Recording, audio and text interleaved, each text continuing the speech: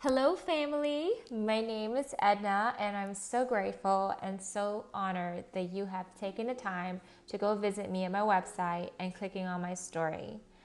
Typically, I know that for folks like you guys are usually busy, so I thought it would be a good idea for me to add an audio version so that you can listen to my story while you work, or while you do your errands, or while you're writing, or whatever it is that you're doing right now.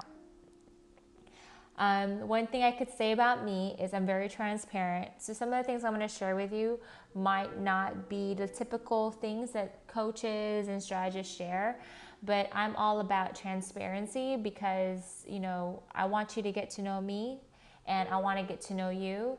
And the more honest we are with each other, the more we can help each other in whatever areas that I can help with, whether if it's developing your people, whether if it's developing yourself, coaching you with your new business or existing business, or just helping you with some mind blocks or whatever it is. I think you should know where I'm coming from so that it puts things into perspective when I speak to you, because I truly believe that each person has their own audience, and I want you to get to know me for me, just like I want to get to know you for you. And so I thought this would be a good idea for us to get acquainted, because I'm going to be asking a lot of questions eventually. But in the meantime, let me tell you a little bit about myself and why I am the way I am, and who is Edna, and why I'm even doing this. And so that way you could decide whether or not you want to move to the next step in our relationship. And I call it relationship because I truly believe that in every business, in every community, in every event, in any function, it's all about relationships, but not just any relationship, but genuine relationship. And that is my goal for every person that I meet, is to build genuine relationships with you. So again, my name is Edna, and this is my story. There are times in life in which God allows life to really test you. I mean, really put you through the fire. I don't know about you, but have you ever had any experience in which you're wondering what the heck is God doing up there? I remember on August 27, 2014, my boss looked at me and tells me, Edna, today's not a good day. It's your last day and we need you to sign these papers and hand in all your company equipment. Please pack your things and you're not allowed to speak to anyone. My heart sunk. I was shocked. I asked, was it my performance? The owner replied, no, you did everything we told you to do. I asked, I don't understand. Why am I getting let go if I delivered my part? The owner replied, quite frankly, Edna, we can't afford you. My boss adds, we're not a Fortune 500 company and we're a smaller company, so we just don't have the budget to pay you. You see, about a year and a half before, I was promoted to Director of New Business Development. I was tasked to create and implement sales and marketing strategies that would increase our revenue, grow our market share, and put our brand on the map. I was first hired as the national sales rep for a new product for North America. I was able to get indoors with well-known companies such as Walt Disney World, US Steel, Delta, Caterpillar, MGM, BP, American Electric Power, and the list went on. So they thought it would be a great idea to use my creative strategies for the company as a whole versus just me getting indoors all for myself. I agreed at that time that I would keep the same salary, but would have an opportunity to receive a bonus at the end of 2014 if we reached our goal. So I shared with them my secrets to my success and developed tools and programs that would help our team prospect, grow, and win business. I go into all the details of everything I did in About Edna section on my website. So please click on that video and you'll be able to hear some of the many things that I did for the companies that I work for. So now back to the story. I live my life according to Ephesians 6:7, which is work as if I'm working for the Lord and not for man. So I ensure that I represent excellence and integrity at all times. You can assume that every position I took, I gave 100%. My name or reputation was on that line, so I made certain that no one could say anything negative about me. I knew that in order for things to happen, I had to make an effort, work hard, and be smart. Most importantly, I represented God. And one of the things that I live my life on is that He's my CEO and I need to represent Him well in everything that I do. I had to set myself apart from my peers and competition by understanding the market I was in, knowing my customers and their business, identifying opportunities for improvements, providing solutions, and recreating additional value throughout the span of a business relationship with them. I spent a lot of my personal time doing research, studying my competition, developing my skill sets, learning from the experts in my field, trying new things, and improving my techniques as time went by. Deep down, I knew that if I wanted to be successful in my field, regardless of the industry I was in, I had to stay relevant. So imagine how many non-work hours I spent preparing and equipping myself with knowledge so I can produce results. I was known for forging great relationships with loyal clients, closing multi-million-dollar deals, and getting into major Fortune 500 companies through cold calling. Now, the reason for this is not because I'm the best smooth talker or cheapest or most knowledgeable or have the longest relationships, but because I always did what was right, what was just, what was fair for the other party involved. And when I say the other party, I'm talking about my bosses, employees, coworkers, customers, vendors, prospects, and employers. Regardless of whether they did the same for me, it did not matter. I never burnt bridges with anyone. I earned my stripes and have been known to come up with innovative and creative ideas to set me apart from my peers across various industries. And I've been heavily recruited to join well-known organizations of their management and business development team.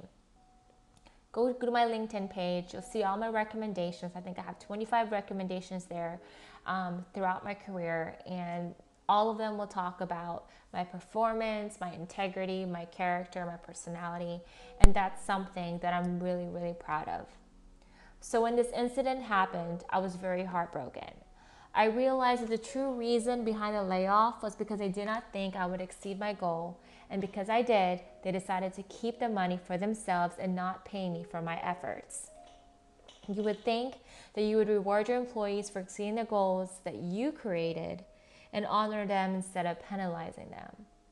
You see, this was not the first time my compensation structure got changed. Unfortunately, this was the fourth time. I tend to accept the fact that I'm just one of those outliers. I remember somebody told me that that's what I am. I always do things differently, and it's because it's in my DNA. You know, I want to represent God in a way where He's proud of me, and I want to be able to make an impact wherever I go, even if I'm just there for a month. It's something that I take pride in. So I was driving home and reflected on how much time, sweat, and tears I invested. I told myself that I would never allow myself to be in that position ever again. I decided to open up my own business, Favor and Wealth, which is the website you're on, and fight back by writing a book that will expose the darkness in the marketplace. I ended up getting published by the largest Christian publisher in the world. You see, I think it's so important that people know the truth, for the truth will set us free. Hosea 5:6 says, "My people are destroyed from lack of knowledge." So the book that I wrote is simply that, knowledge. Plain and simple, nothing more, nothing less. This is my very first book, but I have many other books that I'm in the process of writing and should be out in the near future. You see, my intention was to stop sugarcoating sales and expose what really happens behind closed doors. It doesn't matter if you're working in a small, mid-sized, or large organization. I have worked for all types across various industries, and in one form or another, there is some truth behind what I shared. Of course, my goal wasn't to bash past employers or businesses, but educate and enlighten business owners, management, and salespeople to do things the right way and still get the results they desire, which is ultimately additional revenue to the bottom line. More profitability. I get it. You see, I've interviewed numerous sales reps, management, and business owners during my span of my career, and they all have faced similar challenges. Now, I understand that sometimes it's out of their hands because they have shareholders, a board of directors, or partners to answer to, but don't promise something that you can't deliver. You know, you paint this picture of butterflies and ice creams to hardworking employees, and if you don't intend on keeping it, it ruins the morale. You lose credibility with them, you lose connection with them, and eventually you'll lose your most valuable assets, which are your people. All for some extra change, which I might add that they have truly earned, especially the good ones. Now, I wish my story ended there, but unfortunately, I not only dealt with the ugly side in corporate America, but also in the church. In May 2014, I was introduced by my pastor to a group of pastors from Flint, Michigan that came to my church with the intention of helping us raise funds for our church building and expanding the kingdom. So I thought.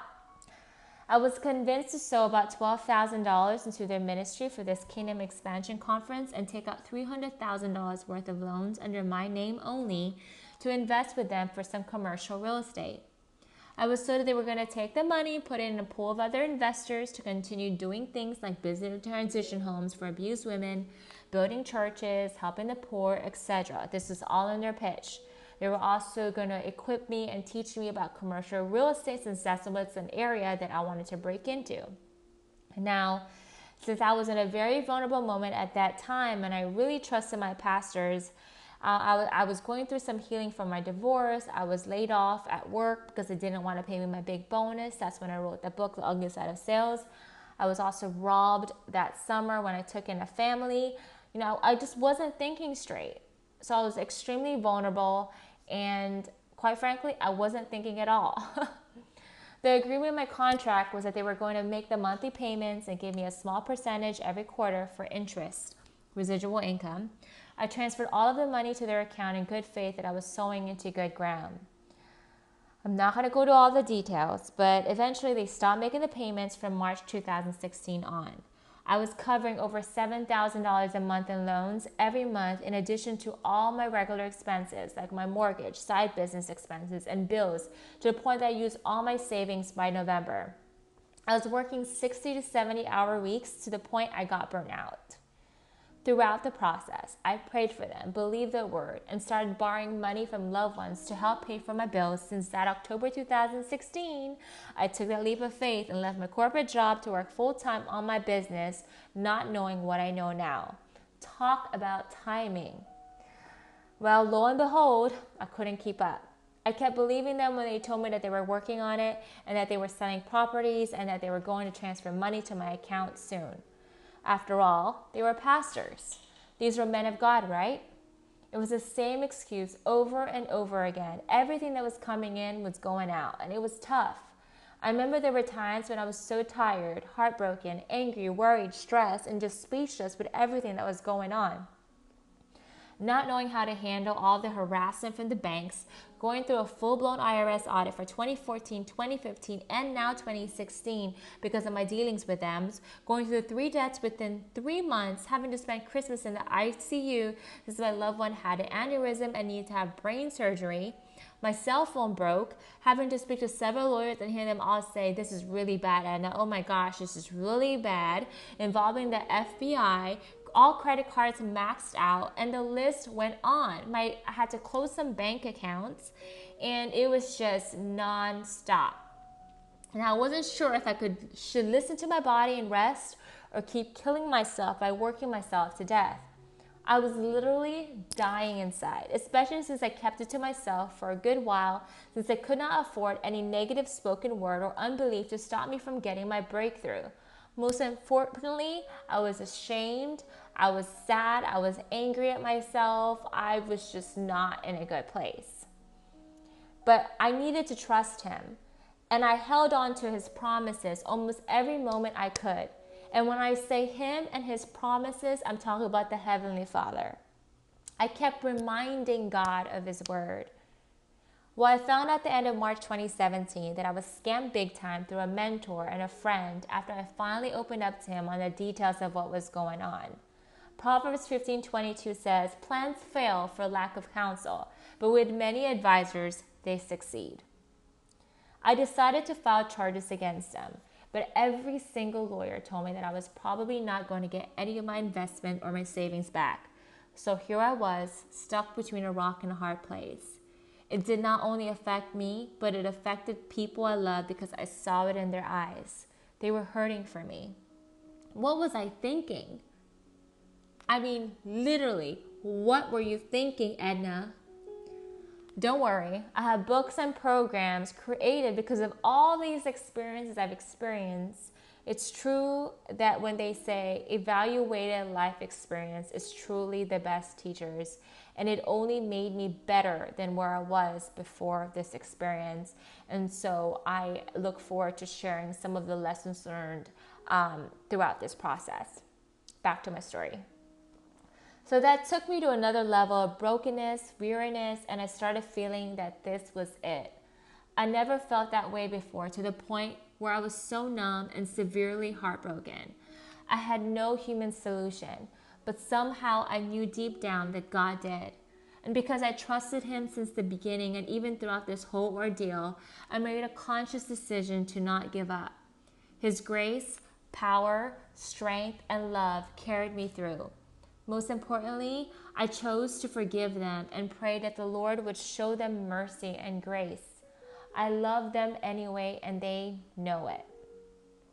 I knew that God was going to vindicate me somehow, and He would be responsible to return everything that the enemy has stolen. I have been through a lot in my life, and I know He is faithful, and I still believed that God had a great plan for me. The dreams that He has birthed inside of me is not far-fetched. Although it's huge and I can't even explain in words the magnitude of what He has showed me in my secret place. But because I choose to be relentless in the pursuit of my calling and mission in life, no matter what hurdle I face, I know I will fulfill the destiny that God has called for me since the beginning of this time. Joel 2:25-27 says, I will repay you for the years the locusts have eaten, the great locust and a young locust, the other locust and the locust swarm. My great army that I sent among you, you will have plenty to eat until you are full, and you will praise the name of the Lord your God, who has worked wonders for you. Never again will my people be ashamed.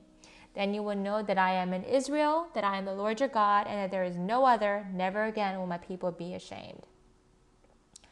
Thank God that after 30 days of intense prayer and believing His promises, Dr. Larry Holly and his business was shut down immediately.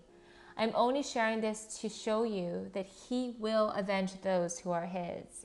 Come to find out, there were many other people who were scammed in at least 13 states. These were hardworking people, and most of them were elderly.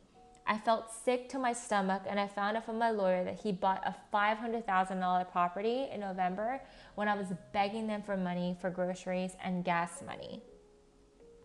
I included some articles to the case. If you just Google Larry Holly, Michigan, Flint, Michigan, you'll find the articles all over the news. Anyway, back to my story. Unfortunately, my lawyers told me that the best thing to do was file a Chapter 7 bankruptcy, since they do not believe that they have the funds to pay everyone back, and it's going to be a long process. So I know what you're thinking. Edna, are you kidding me? Are you freaking kidding me? Yes, that's exactly what I was thinking. There will be times in our lives when the true us, our spirit, our mind, our body, our intellect, our emotions, like literally everything will be pressed so hard through the fire so that we could come forth as gold. I remember someone asking me, if you could go back, would you? I politely said, no. You see, the experiences in my life gave me more motivation to be an agent of positive change and confirmed to me that there is an ugly side when it comes to business, even inside the church. Greed has taken over what I believe deep down are good people, but they're blinded with the get cash fast system that it doesn't matter who and what they trample along the way. I want to change that. There are ways to ensure you are profitable, financially healthy, but yet still do the right thing for your clients, partners, employees, vendors, and investors. Yes, I truly believe that all sides can win. Now, I'm sure there are many more situations out there, and it's time for people to do their part and make a difference in a society that seems to embrace evil and corruption in order to be politically correct. Our acceptance of the status quo is what's causing a turmoil in the world today. Our children are being exposed to things that I'm sure 25 or even 10 years ago, people will be appalled.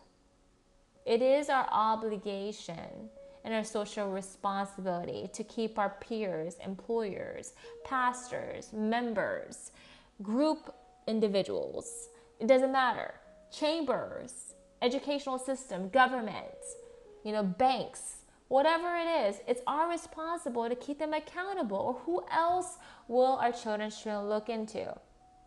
Why are we turning our heads? Whatever happened to courage? We need to stop being a coward.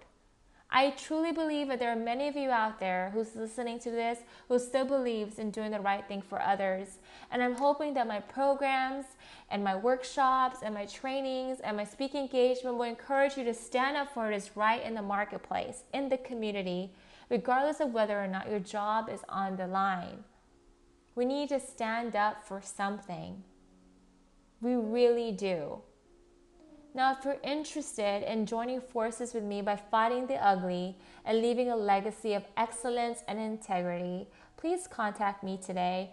I would love to hear from you and tell me your story. You don't have to work with me. Sometimes I understand that everyone has their own audience, but all I'm saying is at least I want to encourage you to be part of the light instead of the darkness. We need more light in the world. And I'm praying and hoping that, my friend, is you.